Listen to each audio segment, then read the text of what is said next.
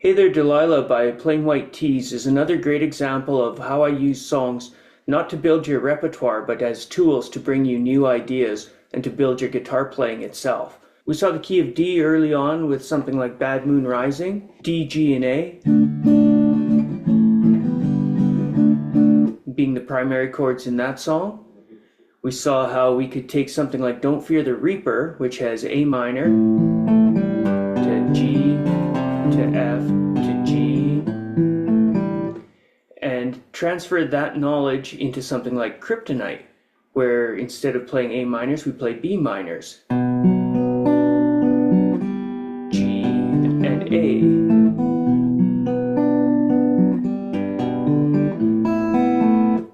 B minor being the relative minor of D, which had D, G, and A. So this is B minor, G, and A. In Pretty Woman, we had A's and F sharp minors, which we had found linked in Crazy Train when we used the riff in F sharp minor there. Now we see some of these ideas coming together again in the key of D in Hey There Delilah. We have D's and F sharp minors primarily. F sharp minor in D is the 3 chord. So we've got D's and F sharp minors. This chord change that I'm doing here is one I love for this movement. I've got a regular D. To go to the F sharp minor, the pointer stays on the A, rolls down into a little bar, and the ring finger grabs the F sharp on the 4th string, roll back into D. That should be practiced a lot. These chords are going to come around a lot.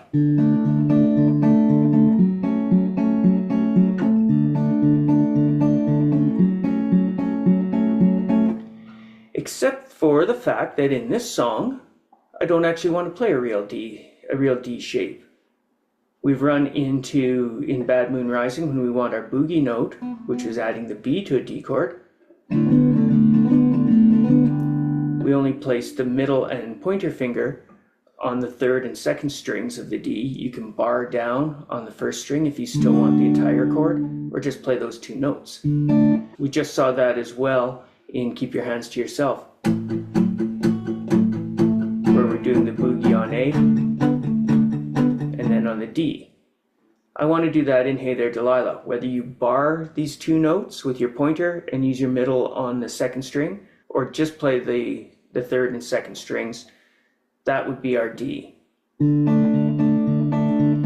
bar then grabs into the F sharp minor,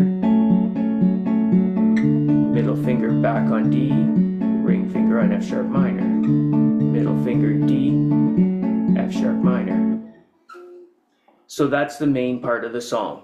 In fact, when people are starting to learn F sharp minors, this is the song I show them in exactly this manner. Close her down and that's it. You learned that nice cool riff.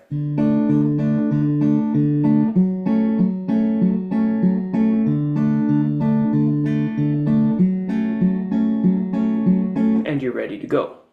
I'll go a little bit further here and look at the little pre-chorus as well, but that's the part that interests me at first. I want to get that D and F sharp minor. We can also do some finger picking. I've got an image over there of how I want my hand to look when I look into it from behind. When you start your finger picking, there's a lot of exercises we can do, and I will run through a bunch of them later on, but I want to keep this short and just as an introduction to using your fingers. First thing is, you should have your guitar in a good position. If you have it lower, you still want your arm relaxing across the body of the guitar, using your forearm there, your hand hanging loose, your thumb. I used to say, let's do this hitchhiker thing and put the thumb pointing along that string. That's a good place to start, but I do want to draw it in a bit. What you don't want to do is point it directly into the guitar and use this. With all your digits in finger picking, use the massive joints of the thumb and the fingers to do the motion. Try not to be hooking the end of your fingertip or the end of your thumb. As much as you can, you could actually move the thumb from this wrist joint. I tend to move it more at this large knuckle here. Same with the fingers. You don't want to use the tip. You actually don't even want to be waving it at the elbow, but your pressure comes from the shoulder and you're pressing down with it. When people start off using their fingers, they tend to stick them out in front so they can look at them and aim them. Try not to look at your fingers. You want to be able to locate them. We're going to use the pointer and second finger right now on the third and second strings. These two notes that keep playing, we'll use these two fingers. Pointer on the third string, second finger on the second string. You don't stick them out in front.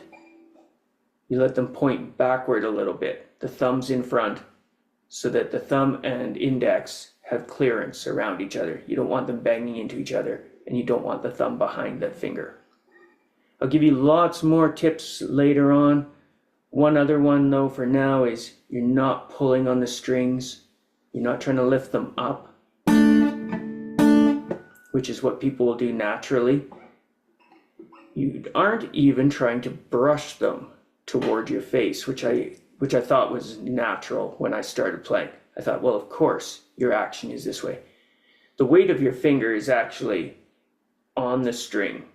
It's like you're doing these little push-ups against the string, pushing it into the hole of the guitar. You're not going to get that right now. That won't make a lot of sense, but keep that idea in mind. It's almost like you're bouncing on a bed, and these are the springs of your bed. So my thumb's in front of my fingers. The fingers, they can have a variety of angles. In general, their angle will be to play on the thumb side a little bit so that the thumb can come down and reach. You'll go thumb, fingers, thumb, fingers. Notice I'm actually duplicating that action of pushing the string down, not grabbing on it here. So we'll have thumb, fingers, 4 times on the D chord, 4 times on the F sharp minor. Repeat the D, thumb, fingers, thumb, fingers, thumb, fingers. Lost count. F sharp, thumb, and fingers.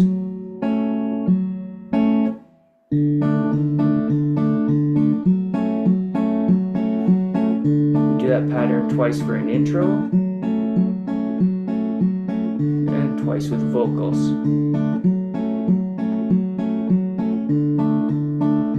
No, you're happy I'm not singing.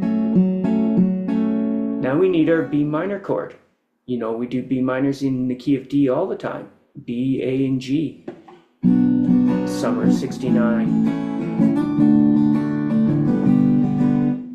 So in B minor, we're going to move the thumb to the bass note of the B chord, which is what happens in fingerstyle all the time.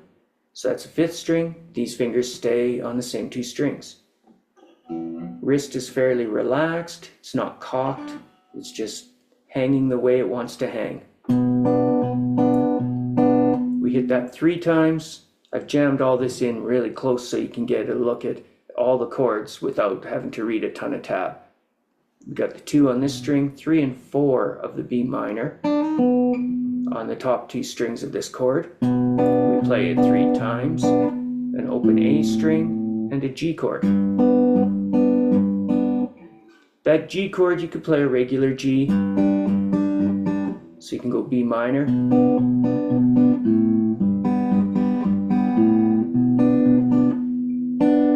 These 2 notes, though, I want to hear in my G as well, so I'm using a bar chord on G.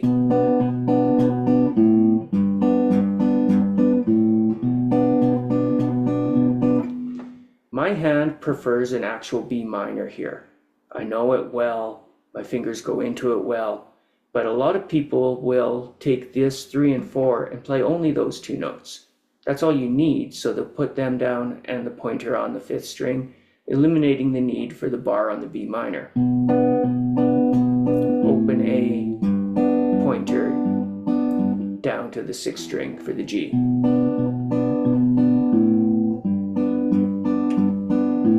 So these fingers don't move. Open as we walk to a G note. Back to the B minor for 4 times. And 2 different ways to do the next A. You can do a regular A. You play the 5th string, the root, the same 2 strings as before. We do it twice. And then we can go up to the higher strings when you hear that brighter E. You can barely see it at the end of my picture there. I'm playing this A twice, and then including the high open E on the next two. Another nice way to do that is to bar this A, and add, instead of an open E, an E on the 5th fret of the 2nd string. I think that one's probably more accurate. So B minor. Actually, I'll do a hybrid here. This is actually my favorite way. I'll do my B minor bar chord. I'll keep those notes and put a G in the bass. A, B minor. I'm going to repeat that. So I'm not doing just the 2 fingers, and I'm not actually going to change the entire G chord now.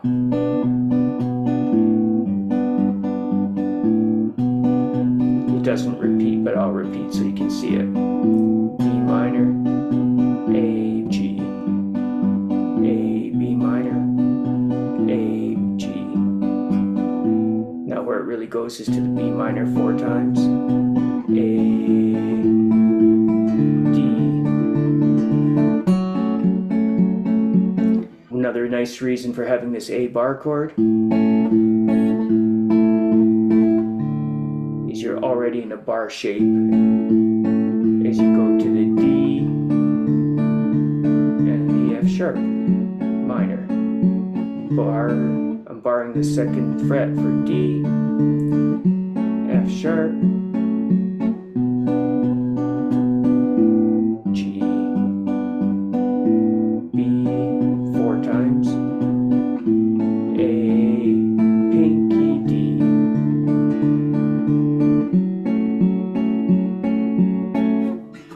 And that's all we would want to look at there. Try to keep just those few basics in mind on your right hand for now. Basically straight or a little natural arch. Fingers are very naturally curled. Thumb in front. Fingers are moving as much as possible from this knuckle. You're creating your weight from there to push into the guitar. Thumb as well is moving as a larger lever. Lots of gravity on the way the thumb works. Don't turn it all the way into the guitar. You can use as much of this side as you want, but usually it's about a 30 to 45 degree angle. And that should do that one for now.